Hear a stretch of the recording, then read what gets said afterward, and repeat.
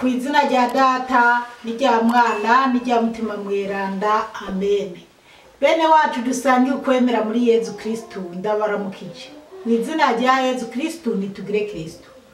Dusabikanye ijambo ry'Imana riri muri Bibiliya mu Njiri ya Luka ku kigabane cya 21 kuva ku karongo ka 34 kugeza ku ka 36. Ijambo ry'umutwe twisunga riravuga ngo ni mwambe mugavye.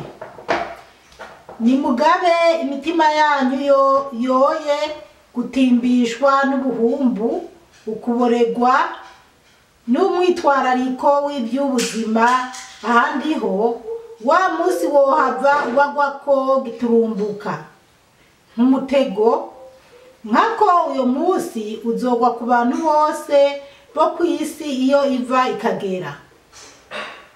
Ni mwame mugavye rero, musabe imisi yose kugira ngo mubashe gukira ayo mabi yose agiye kuza, mushobore no guseruka imbere y'umwana w'umuntu. Bene wacu muri Yezu Kristu, iri ni ijambo ry'Imana, dushimiye Imana.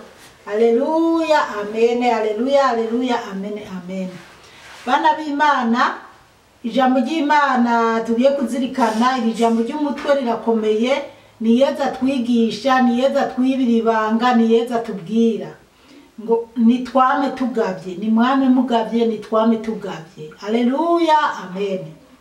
34 rero haravuga ngo ni mugabe imitima yanyu yoye gutimbishwa n'ubuhumbu, ukuboregwa n'umwitwarariko w'iby'ubuzima, ahandi ho wa musi wohava ubagwako giturumbuka. Imana yo mwijuru dutabare cyane. Bana b'Imana, ngo twame tugavye imitima yacu ireke guhurumbira iby'isi. Imitima yacu yeye guhurumbira kuboregwa.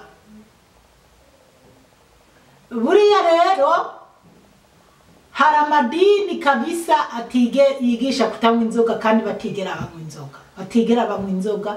Iyo mpamvu ari amadini yahisemo kwigisha kutaboregwa, kutanywa inzoga. Hari n'amadini kandi anywa inzoga. Rero no kuraba ukuntu umuntu anywa inzoga, kuko ni waba wanyoye inzoga ukaboregwa, Yezu akaza gukubita inzamba akajana abamwubaha, uri mu kaboregwe, ubwo koko Yezu azokujana. Rero kunywa inzoga ku madini anywa inzoga ntabwo ari kibi pe. Mugabe kibi ni kuyinywa ukaboregwa, no kuyinywa ukarenza urugero, nk'uko no kurya ibyo kurya ugahaga, ugaturamanga ati ukararura gayagaya, nabwo ari icyaha Imana yanga. Rero bajya bahisemo guheba inzoga, ndabashigikiye. N'abanywa kandi bakigerera, nabo nibaza ko atangorane kuko Bibiliya iremera kunywa inzoga. Rero mugabo witwararike, wowe unywa inzoga witwararike ingene unywa inzoga, kuko ndazi neza ko Imana yagiye impishurira abantu banywa inzoga. Benshi mu banywa inzoga barapfa, baricwa n'inzoga. Ndibuka ko nigeze kubasigurira canke se kubaha message, Imana yigeze yampa message, umumarayika w'Imana arantembereza anyereka icyobo kinini, anyereka ahantu mu itongo ry'abapfu, abantu bapfuye. Uwo mumarayika w'Imana arambwira ati bajya abantu benshi bishwe n'inzoga, bishwe n'akaboregwe. Rero njewe ntabwo ntanga uburenganzira kuba mu inzoga. Kunywa inzoga ndashaka y'umuntu mugabo uraba ingene uyinywamwo. Kubisanzwe je ndashimira Imana kuba Imana yarambujije kunywa inzoga. Sinywa inzoga, nahora nywa inzoga, naranayikunda wanashaka, ariko Imana irambwira iti heba. Rero sinywa inzoga kubera Imana yonyene yabona ko bidakwiye ko nywa inzoga. Kandi nibyo wowe uri umukozi w'Imana uja muri Bibiliya ugasomera Bibiliya abantu hanyuma ukaba wanyoye inzoga ukashobora kugira ibyo uvuga Imana yaguhaye, cyangwa se noba naraye mborewe cyangwa ukaba waraye uborewe ukaja mu mayere ku Imana ikaguhishurira ibyo igomba kushikana ku bandi.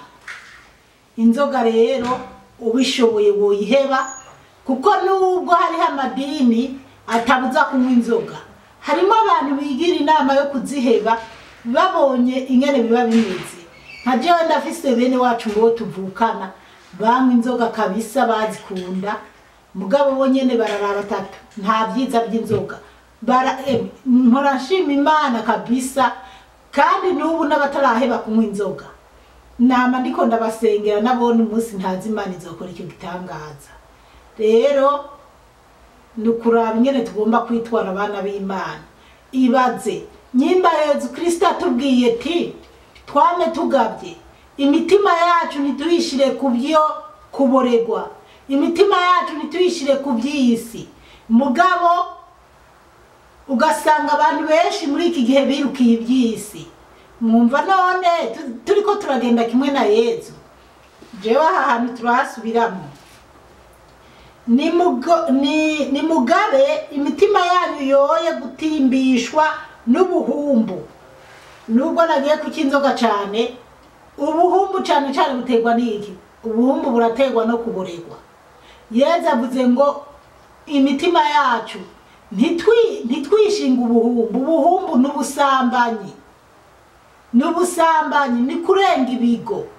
Ugiye kuraba muri iki gihe turimo amazi yarenze inkombe. Mu by'ukuri urabye Yesu Kristo niwe yatubwiye kuza kwiba ingene bizoba bimeze. Nubu arongeye arabivuze. Nitwishinge ubuhumbu. None Yesu nyuma atubwiye, yagiye atubwira ibintu byinshi, yaranatubwiye ibyo kuri Sodoma na Gomora, aranatubwira ibya kera kuri Nowa, ingene abantu bari bijajaye, umugabo umwuzura ukaza ukabatsemba bose.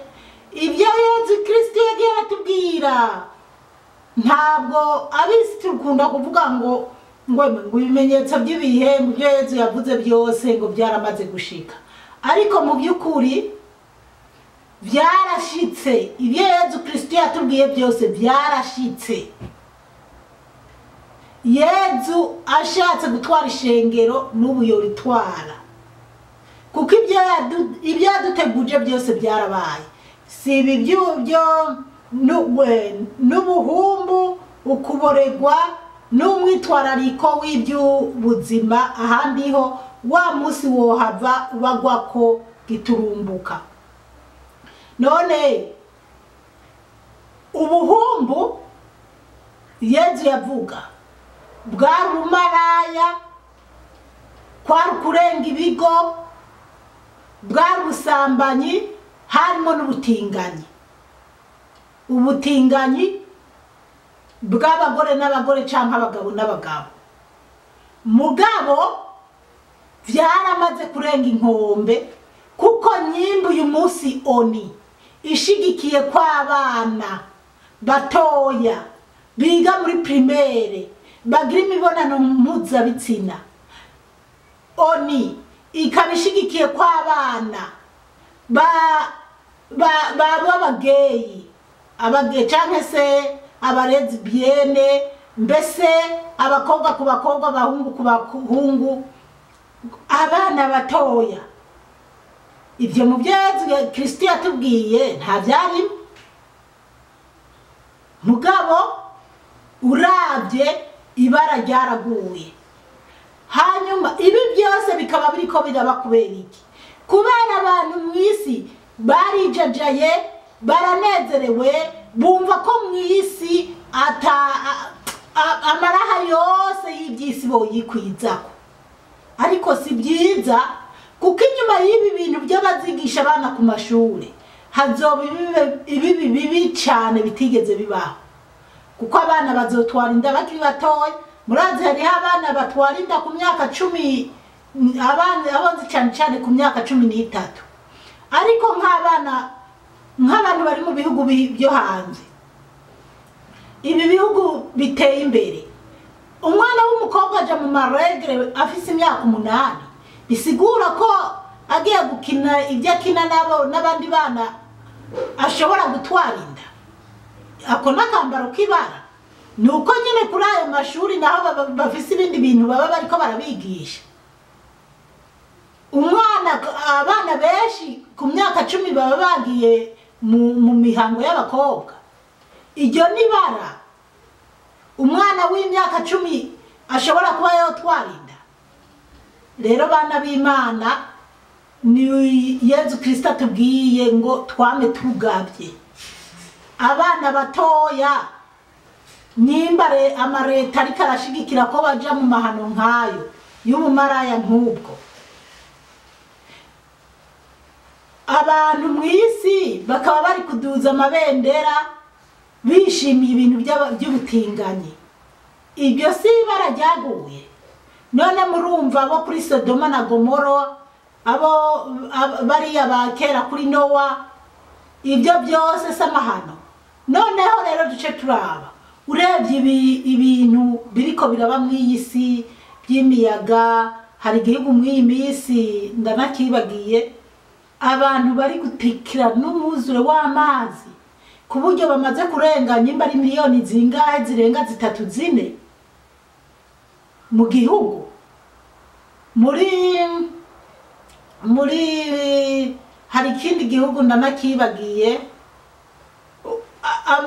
hari ibihugu byinshi bya nyamugigima biriko birahitana abantu ku burebure ukaraba hirya no hino mw'isi ugaca rero uraba n'ibi bintu biri mw'isi by'intambara ibihugu byose byakamejeje n'abantu twari tuzi ko ari abanyabwenge babona kure bonyene bari kwijyanira bibananira kumvikana ibihugu by'ibihangange bihagaze hejuru uti jendi gihangange bana b'Imana bantu dusenga tuze turaraba tubone ko kweri mw'isi ibintu bihari ari ibintu biriko birasesema Imana cyane rero igituma Yezu Kristo ataraza gutwara ishengero nuko igitigiri mu ijuru cyabo bashaka ntikirakwira nicyo gituma n'ubu abantu babandanya kuvuka babandanya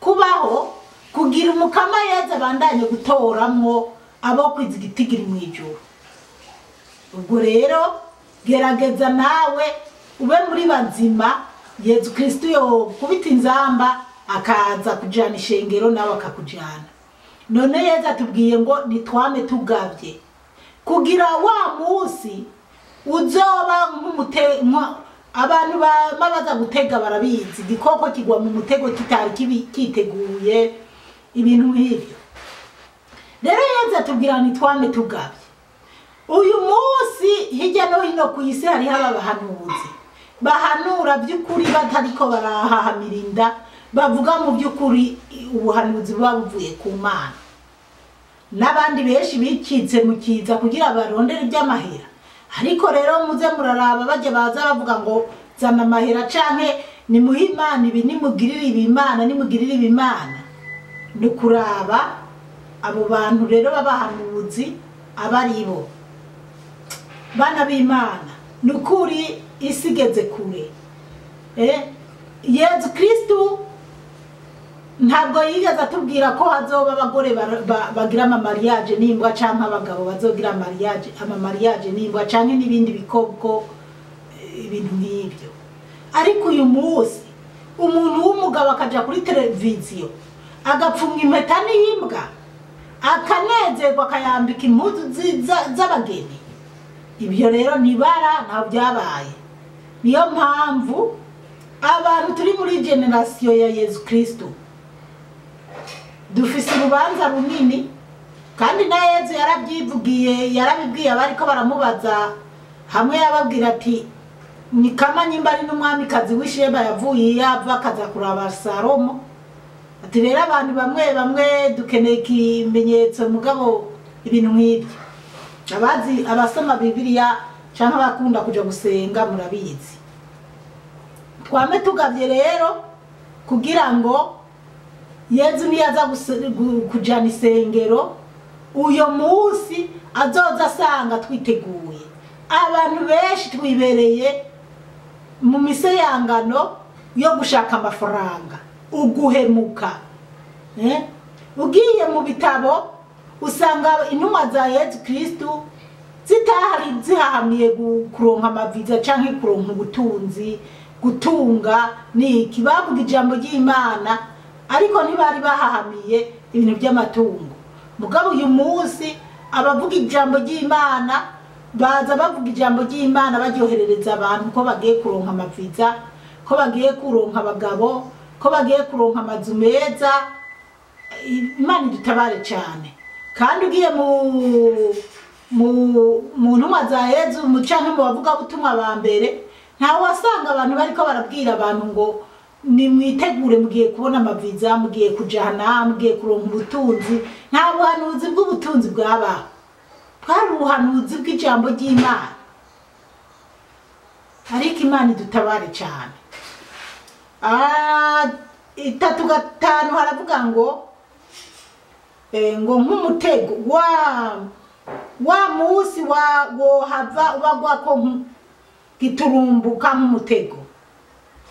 Nkako uyo musi uzogwa ku bantu bose bo ku isi yo iva ikagera. Ni nkaho ibi bisobanutse ni mu byo navuze. Uwo musi uzogwa ku bantu bose isi iva ikagera. Uwo musi ntawe uzowirokora, ntawe uzowuhindura canke se ntawe uzowuhindura. Sinzi yuko ndiko ndabivuga neza. Ariko uwo musi ushaka uzoba wagiye kurira indege ngo uhaye uja mu bihugu biteye imbere, canke uri kuraja iwanyu Burundi no muri Afrika gutyo, ubwo nyene ushaka uzoba uri mu ndege, ushaka uzoba urinzwe n'abagenero n'iki, uwo musi ugeze ibyubahiro byose bizoja hasi. Abitorewe n'Imana bakoreye Imana bazobe bajanye na Yezu Kristo, abandi basigare mu magogo. Ubwo rero twame tugabye, tureke kugabiririza imitima ije hejuru yo kwipfuza iby'isi, ahubwo duharanire kwipfuza uyu munsi. Dusenge dusaba Imana, Mana fasha, Yezu fasha, uyu munsi ni wazogera uzosange nakwiteguye. Imana yo mu ijuru iduhe gutahura cyane. 3:6 bavuga ngo nimwame mugabye rero musabe imisi yose kugira ngo mubashe gukira ayo mabi yose agiye kuza. Ngo nitwame tugabye rero dusenge. Haleluya, haleluya, amen, amen. Bana b'Imana, Yezu Kristo ni mwiza pe. Ngo nitwame tugabye, twame dusenga, twame twizigiye, twame dusenga Imana kugira uwo munsi ntuzodugwe ko gitumbuka. Dona abantu rero ho kuja gusenga.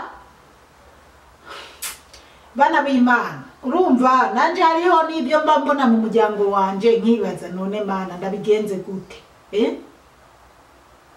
Ugasanga uyu munsi kumbure hari umwana ariko arakubwira mama, jewe urumva uyu munsi ni kwa Mungu ndaja.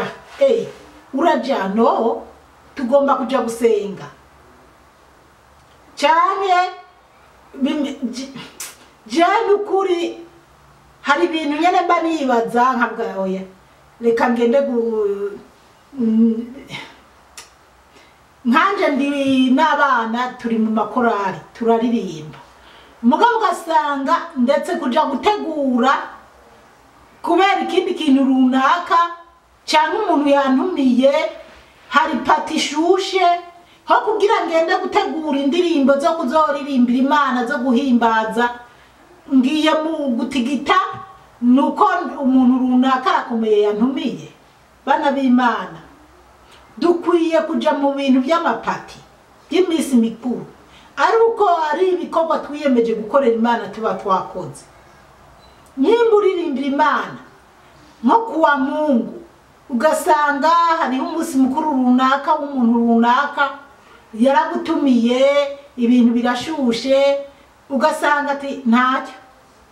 Ugiye muri wa munsi mukuru tugosize ibye gusenga, umunsi umwe nta ngorane, usibye gusenga uyu munsi hamwe Yezu yocaza wasibye gusenga ngo wagiye mu bintu by'iminsi mikuru wocu byifata mu gute. Nukuri tuze turaraba ibintu bitubuza kuza gusenga. Nyimba umuntu ari mu bitaro birumvikana, nyimba umuntu agwagiye kuraba urwaye mu bitaro naho nukaraba ko ari emergency, kuko ushobora kuraba ukavuga ati ndaza kumuraba mvuye gusenga, ukaraba ibintu byotuma utaza kubahiriza ujya munsi w'Imana. Hari abantu benshi bakubwira ati nsengera muhira kuko iby'amadini narabicotse, ariko uko byogenda kose amadini canke se kuva na kera isengero zariho, kandi Imana yarashima ko abantu baza gukoranira hamwe. Rero ni byiza kugira idini urimwo umenya neza ati iyi ni dini isenga by'ukuri, kuko none abaja mu masengero ya Satani bobo ko bagenda ko badacererwa ku masaha yabo, kubera kimwe wowe wumva ko wemera Imana wocererwa kuza gusenga Imana. Imana yo mwijuru iduhe gutahura cyane. Nukuri bana b'Imana ntitwisinga ibyisi cyane, ahubwo tuze turasenga nkuko Yezu bidusaba kugira umunsi ntuzodushikire giturumbuka. Raba twijajaye, kandi hirya no hino hari ibimenyetso bitwereka ko umwanya wari wo wose Yezu yokubita inzamba. Usibye n'ibyo bimenyetso Yezu Kristo agakoresha abo yitorera ati bivuge, nkuko nanje naba ndabivuga ngene Yezu yamari karamishurira ingene agomba kuza kujana ishengero, ngene mwisi bizoba bimeze, n'ingene nabonye yajanye abantu bakeya. Rero baharanira kuba muri abo bake. Mushobore no guseruka imbere y'umwana w'umuntu, ngo dushobore no guseruka imbere y'umwana w'umuntu. Twame tugavye dusenge kwanza, reka ndagasubiremo.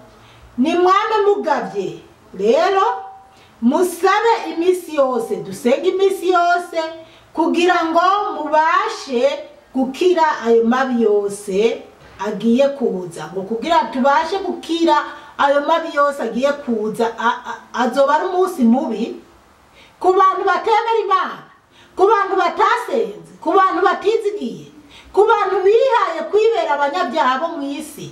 Azoba ari umunsi mubi, ariko azoba ari umunsi mwiza kubakoreye Imana. Haleluya, amen. Ndakwifuriza ko tuzoba turi kumwe kuri uwo munsi tunezerewe, twishimiye kubona Yezu. Haleluya, ibyisho murindi. Mushobore no guseruka imbere y'umwana w'umuntu, ngo dushobore no guseruka imbere y'umwana w'umuntu, dushobore mu yandi majambo dushobore guseruka imbere ya Yezu Kristo. Haleluya, amen. Bana b'Imana rero umukama Yezu ni mwiza cyane. Yezu yaremeye aritanga ava mu ijuru. Yezu yaremeye araza mu isi turabana, arajya aranywa abana natwe, aranywa umuvinyu, arajya amafi, arajya mbese yari indya zose twebwe turya. Mugabo Yezu Kristo atwigisha ingene dukwiye kurya, kuko wewe yarajya mugabo ntiyahahamukira kuza kujya ibyo arinze gutoza mu bantu ngo zana ibikungufu, ngo ndi umwarimu, ngo ndi Yezu, ngo raba ngo ndanabagwiriza imikate, ngo ariko ngo kugira ndayigwize banza mu mpamahera. Oya, Yezu yari umwarimu mwiza, kandi n'ubu ni umwarimu mwiza. Mugabo twebwe atora ngo tumusubirire mu mwanya tuze turabwira ijambo ry'Imana abandi, turamuvanga, tukamubeshera, tukaronderera inda zacu, dukeneye kwibera mu ma etaje no kugendera mu mamodoka meza. Ariko Yezu heshi yagenda n'amaguru. Gasanga bana b'Imana twumvire Yezu, hanyuma umukama Imana bahezagire cyane. Mwarahezagiwe n'Imana. Kwizina rya Data n'irya Mwana n'irya Mutima Mweranda, amen. Turagusenga Yezu, turakuninahaza.